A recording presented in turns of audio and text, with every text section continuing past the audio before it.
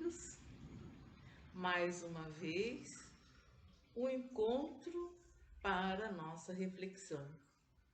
Neste momento de reflexão, antes de mais nada, quero elevar o meu pensamento ao alto, em agradecimento.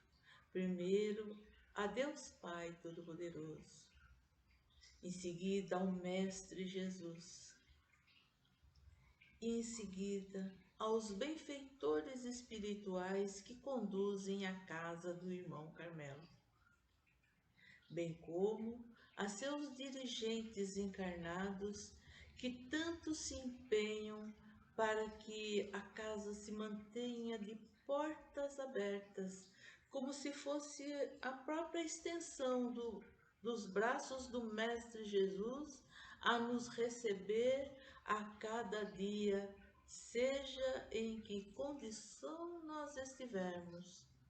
Se estivermos do bem, saudáveis, alegres e felizes, mas também naqueles dias em que estamos abatidos, tristes, enfermos do corpo e da alma, que esse espaço de luz possa ser mantido neste local para acolher a tantos quantos, assim como nós mesmos, aqui nos recolhemos para o refazimento das nossas forças físicas, mentais e espirituais. Graças a Deus. Que a bondade do Mestre esteja conosco neste momento de reflexão. Possa o Mestre amado, através desses benfeitores que conduzem a casa do irmão Carmelo, está ao nosso lado, nos amparando, segurando as nossas mãos e nos incentivando a que continuemos um passo a mais, um dia a mais, um ano a mais. E assim, fortalecidos por este incentivo, e entusiasmados e esperançosos por novos dias, caminhamos juntos. E hoje, no momento de reflexão, pode ser até que eu já tenha falado sobre o texto que está neste livro, Jesus no Lar, cuja psicografia é do Chico, mas o autor espiritual é Neio Lúcio. E Neio Lúcio também tem uma ligação muito, muito linda com o Geik, o nosso querido Geik. E o texto escolhido para hoje é o capítulo 1, que fala sobre o culto cristão no lar. Quando nós nos encontramos aqui, nós já estamos provavelmente fazendo um evangelho no lar. O culto cristão no lar é o evangelho no lar, que tem uma estrutura que é para a gente não se perder, que é uma prece de abertura. Se a gente tiver um livro para harmonizar, seja Sinal Verde, Fonte Viva, ou Vinha de Luz, né? Algum desses livros, faz uma leiturinha, entende, e aí o nosso ânimo, né? Que às vezes pode estar exacerbado, já vai se acalmando. Aí lemos o Evangelho, hoje não leremos o Evangelho, mas leremos o texto do livro. Comenta-se sobre o que entendeu sobre aquele trecho lido, e não é preciso ler o capítulo inteiro, basta às vezes um parágrafo que possamos apreender alguma coisa deste parágrafo, nós paramos e comentamos com os familiares, né, sobre aquele trecho. No finalzinho do Evangelho, nós fazemos umas vibrações, né? Pela nossa casa, pela nossa vida, por algum familiar que esteja enfermo, às vezes até pela situação planetária. Agradecemos e fazemos uma prece de encerramento. Olha, não é simples e não é fácil.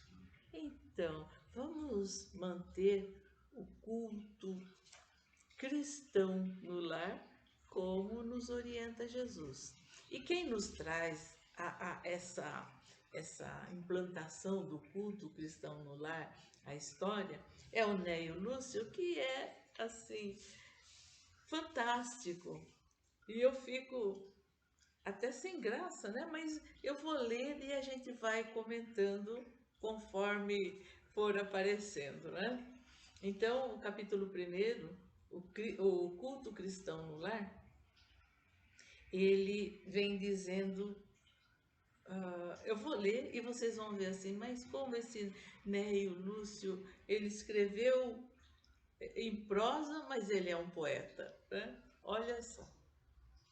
Povoara-se o firmamento de estrelas dentro da noite prateada de luar, quando o senhor, instalado provisoriamente em casa de Simão Pedro, tomou os sagrados escritos e, como se quisesse imprimir novo rumo à conversação que se fizera improdutiva e menos edificante, falou com bondade. Simão, que faz o pescador quando se dirige para o mercado com os frutos de cada dia? O apóstolo pensou alguns momentos e respondeu hesitante: Mestre, naturalmente escolhemos os peixes melhores porque ninguém compra os resíduos de pesca. Jesus sorriu e perguntou de novo: E o oleiro? Que faz para atender à tarefa que se propõe? Certamente, senhor, redarguiu o pescador intrigado. Modela o barro, imprime-lhe a forma que deseja. E o amigo celeste, de olhar compassivo e fulgurante, insistiu. E como procede o carpinteiro para alcançar o trabalho que pretende? O interlocutor, muito simples, informou sem vacilar. Lavrará a madeira, usará o enxó, o serrote, o martelo e o formão. De outro modo, não aperfeiçoará a peça bruta. Calou-se Jesus por alguns instantes e aduziu. Assim também é o lar diante do mundo. O berço doméstico é a primeira escola, é o primeiro templo da alma. A casa do homem é a legítima exportadora de caracteres para a vida comum. Se o negociante seleciona a madeira, se o marceneiro não consegue fazer um barco sem afeiçoar a madeira aos seus propósitos, como esperar uma comunidade segura e tranquila sem que o lar se aperfeiçoe? A paz do mundo começa sob as telhas a que nos acolhemos. Se não aprendemos a viver em paz entre quatro paredes, como aguardar a harmonia das nações?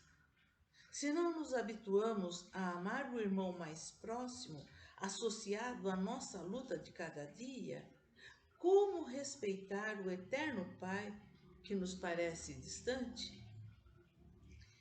Jesus relanceou o olhar pela sala modesta, fez um pequeno intervalo e continuou.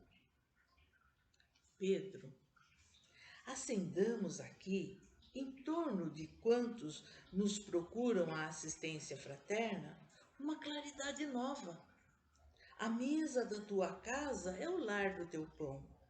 Nela recebes do Senhor o alimento para cada dia. Por que não instalar ao redor dela a sementeira da felicidade e da paz na conversação e no pensamento?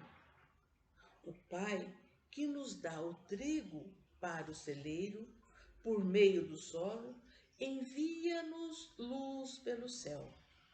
Se a claridade é a expansão dos raios que a constitui, a fartura começa no grão. Em razão disso, o Evangelho não foi iniciado sobre a multidão, mas sim no singelo domicílio dos pastores e dos animais. Simão Pedro ficou fitou no mestre os olhos humildes e lúcidos, e como não encontrasse palavras adequadas para explicar-se, murmurou tímido: Mestre, seja feito como desejas. Então Jesus, convidando os familiares do apóstolo à palestra edificante e à meditação elevada, desenrolou os escritos da sabedoria e abriu na terra o primeiro culto cristão no lar.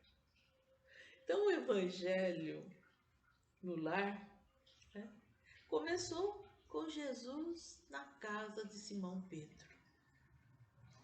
E nós temos muito a aprender, porque nós imaginamos, muitos de nós imaginamos, que Jesus seja aquela pessoa distante, muito distante de nós. Mas veja o que o próprio Neio Lúcio nos fala sobre Jesus. Todavia, quando o homem percebe a grandeza da Boa Nova, compreende que o Mestre não é apenas reformador da civilização, o legislador da crença, o condutor do raciocínio ou o doador de facilidades terrestres, mas também, e acima de tudo, o renovador da vida de cada um. E nesse cada um, Neio Lúcio nos inclui a todos nós. E eu acho maravilhoso a bondade com que a espiritualidade nos ampara, sob todos os sentidos. Vejam agora como, com todas as facilidades tecnológicas que nós temos, ainda encontramos, de certa forma, dificuldades para nos dirigirmos às casas, aos templos, às casas de orações, aos templos, às sinagogas, aos terreiros, às igrejas. Encontramos 1001 obstáculos. E eis que, pela bondade divina, temos este instrumento que nos é oferecido para que a palavra não fique solta, a boa nova não seja esquecida, não seja abandonada, porque esta conversa que nós estamos tendo é o remédio, é o alimento para nossas almas, é o medicamento que sara todas as dores, que cura todas as cicatrizes que ainda carregamos em nós por incura e por imprevidência. O remédio está em todas as lições dos benfeitores que nos são enviados como luminares, como guias, como aquele que vem, nos pega nas mãos e fala: vem comigo. E nós, feito crianças birrentas, quando o Pai nos dá um remédio um pouquinho mais amargo, nós, ao sentir, né, o gosto na nossa boca, nós cuspimos fora. Lançamos fora o remédio salutar. Que nós tenhamos a persistência e a vontade amorosa de sermos filhos obedientes do Pai. E ao escutar uma lição como essa, nos questionemos neste momento planetário, porque Neio Lúcio, né, nas palavras de Jesus, né, ele fala assim: como esperar a paz e harmonia entre as nações se na nossa casa isso não persiste? Se não habituamos a amar o irmão que está próximo, que está caminhando conosco, como amarmos o Pai que imaginamos tão distante. E assim o imaginamos porque não nos damos conta de que os bancos escolares ainda nos são necessários para entendermos como é que funciona esse planeta. E a doutrina espírita vem nos dizendo, olha, nós estamos cercados de benfeitores que estão nos orientando, nos dando conselho, nos dando direcionamentos, mas porque achamos que são muito difíceis, pesados, que é um fardo que os nossos ombros não vão alcançar, não vão conseguir levar adiante, nós desistimos. E agora, mais do que nunca, é necessário que paremos para examinar a nossa casa interna.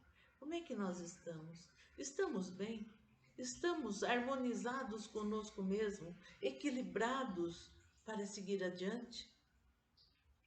E estamos nos amando suficientemente para que esse amor transborde de nós para o próximo?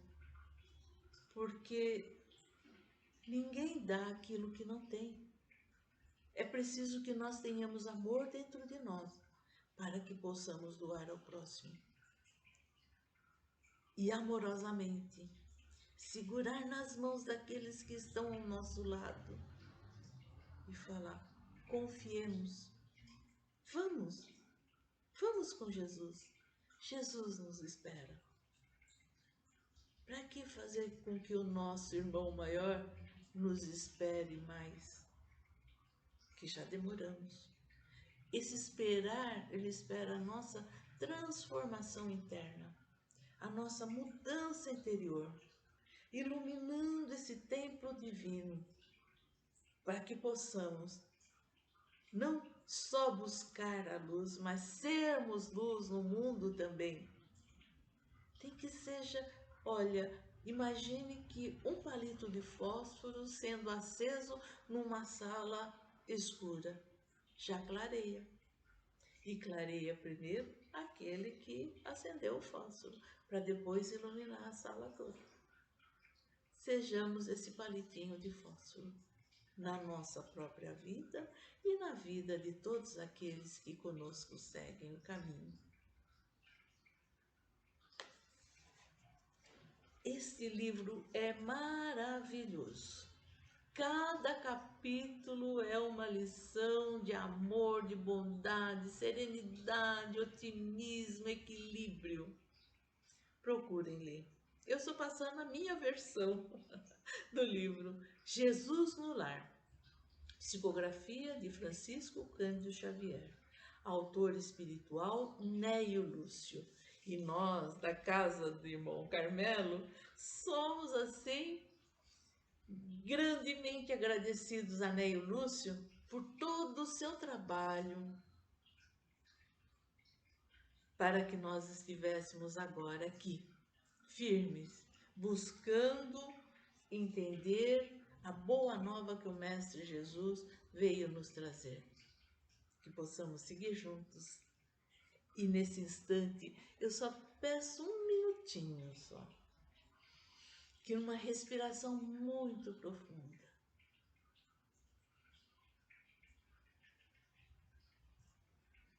Que as nossas melhores vibrações, levadas pelos benfeitores espirituais que conduziram esse nosso encontro de hoje, possam levar àqueles que estão em algum sofrimento, em alguma aflição, essa paz que nos rodeia, essa paz que se fez em nós, porque ela faz parte da promessa do Mestre Jesus, quando ele disse: a minha paz vos dou, eu vos deixo a minha paz. Que a paz do Mestre Jesus, então, se faça em nossas vidas, hoje e sempre, Graças a Deus, graças a Jesus. E até um próximo encontro.